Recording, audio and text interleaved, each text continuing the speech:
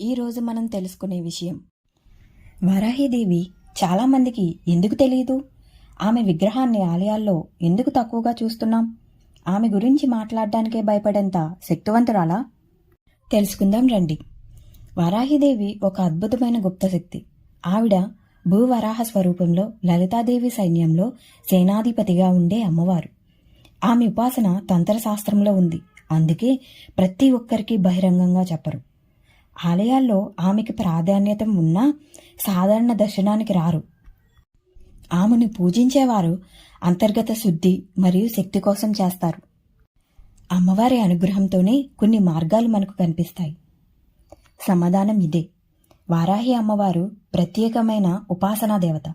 ఆవిడ ప్రతి ఒక్కరికి కనిపించకపోవడం ఆమె రహస్యమైన శక్తిని సూచిస్తుంది. అందుకే అమ్మవారి గురించి తెలిసేవారు మాత్రమే పూజ చేయగలరు. జై వారాహిదేవి.